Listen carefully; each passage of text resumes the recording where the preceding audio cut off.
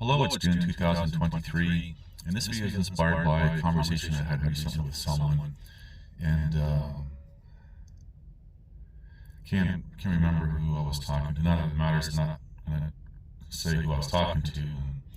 I completely went off the rails right off the gate here. Anyway, blooper reel.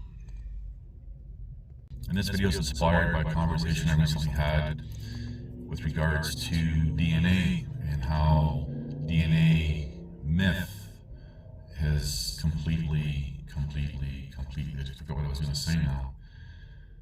I'm having a rough morning here. Inspired by Converse Day. Wow. Hello, it's June 2023, and this video is inspired by a conversation I had not too long ago with someone with regards to alleged DNA evidence and how actually unreliable it is. Now, we've seen for decades now how movies and even television shows, like crime shows, talk about DNA evidence, and they have all these CSI type of people, cracking cases and everything else. And it's all a myth. It's all a big lie. People within the CSI industry, they even say, yeah, it's not as exciting as you see in movies and television.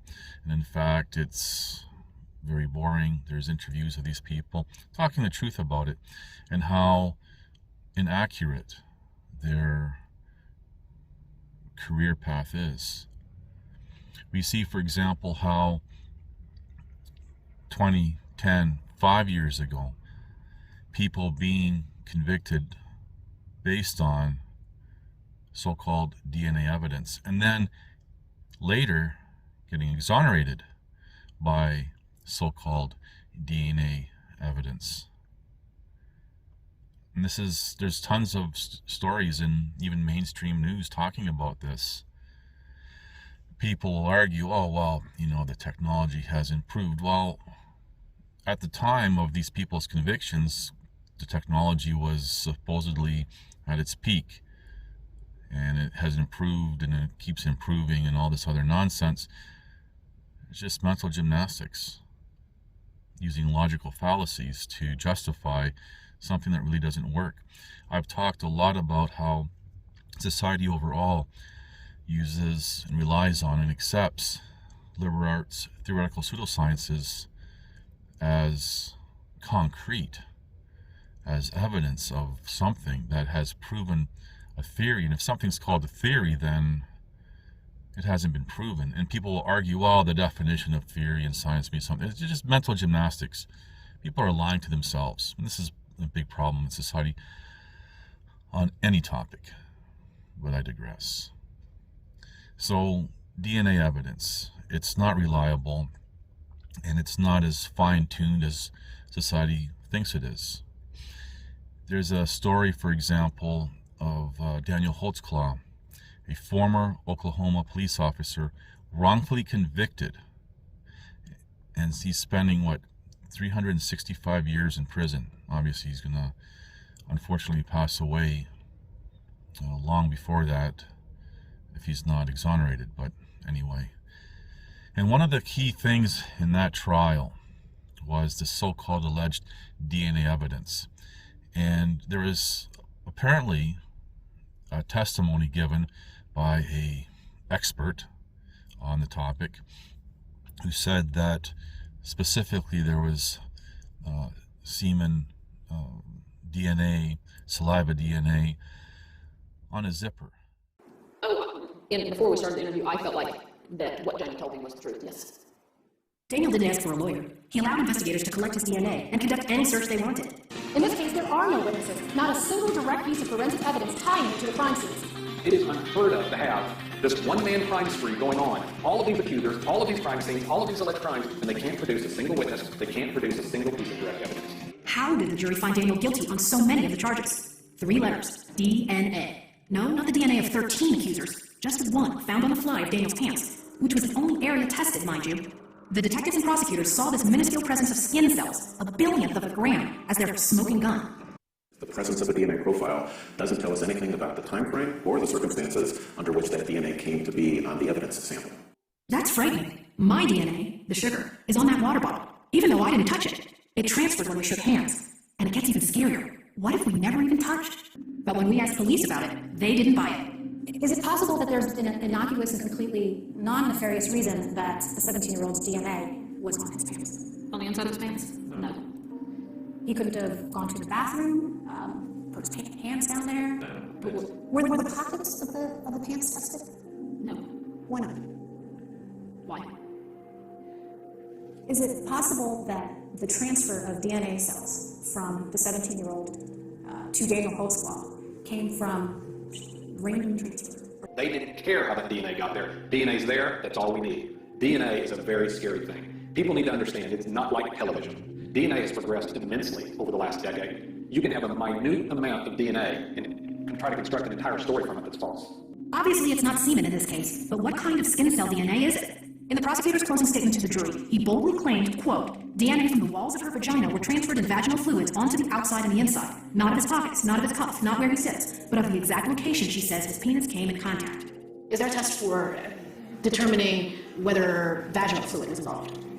There's no widely used test in courts around the country for vaginal fluid. So could one conclude from the DNA sample that was associated with the 17-year-old that it definitively came from vaginal fluid? Absolutely not.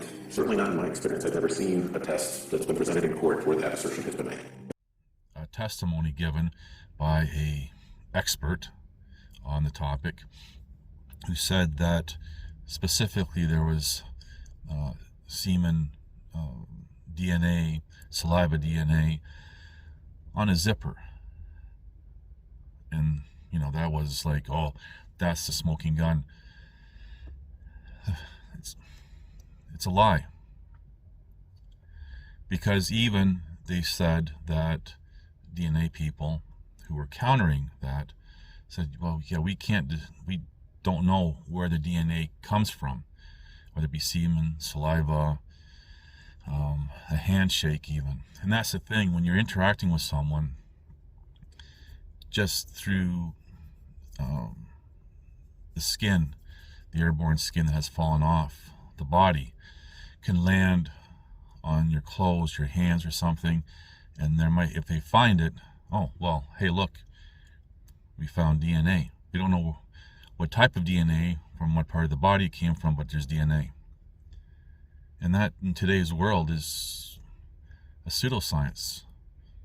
I was starting to talk about how people rely on liberal arts theoretical pseudosciences, and you look at theoretical mathematics, and people are saying, oh, look at these geniuses talking about theoretical mathematics. And I remember decades ago reading how you can use theoretical mathematics to prove you can hang an elephant by its tail over a cliff from a fig leaf. And you can do good math to prove that that's possible. And we all know reality says it's impossible. Now, I'm not going to suggest that people try hanging an elephant by its tail from a fig leaf over a cliff. The point is, we know it's impossible. Okay? So, society has accepted pseudosciences and nonsense and the exaggeration, I've talked about exaggeration before, of certain sciences. Now, I've highlighted many times that practical sciences that have given us, for example, cell phones, automobiles, things like that, practical things, that's real science. But then we have pseudosciences, which primarily relies on nonsensical mathematics. Now we have practical mathematics, for example, when you're measuring something, trying to figure out distances and all this other stuff. And then we have this mathematics that means nothing. And a lot of people spend their whole lives involved in such nonsense, and they're not going to let go of it. There's a lot of people who find that nonsense interesting because, ooh, it's really complex and it's just all nonsense. People are drawn towards nonsense. But again, I'm digressing here. So I just wanted to say that, based on this conversation we were having, that something that I've known for a very long time, that this DNA evidence is not reliable at all.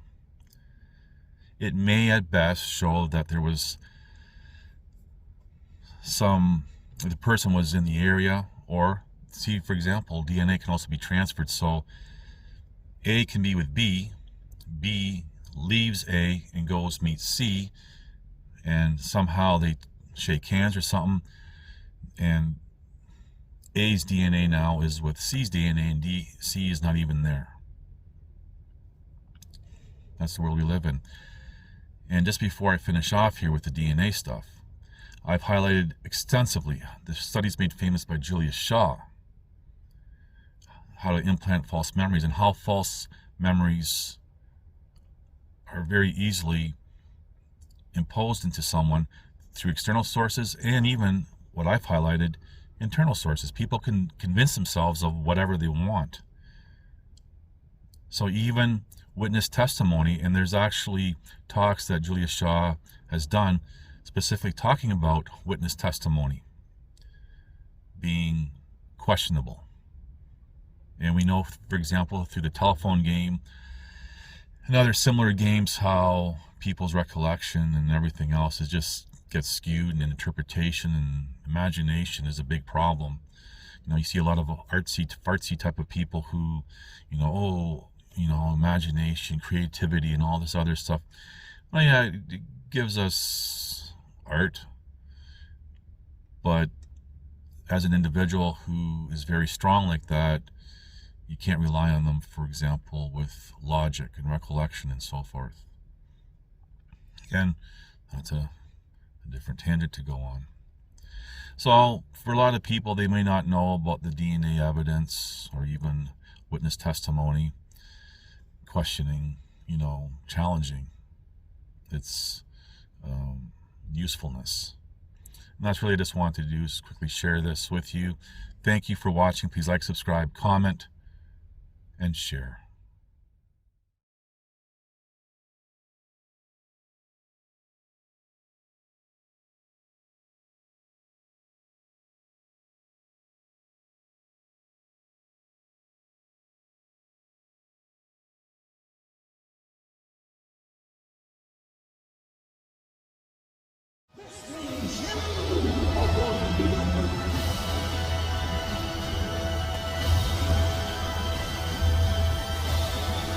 Listen to this and write it down if you can't remember it. You're never going to outgrow warfare. You simply must learn to fight. I hear people saying to me, when is it going to get easier? When you die.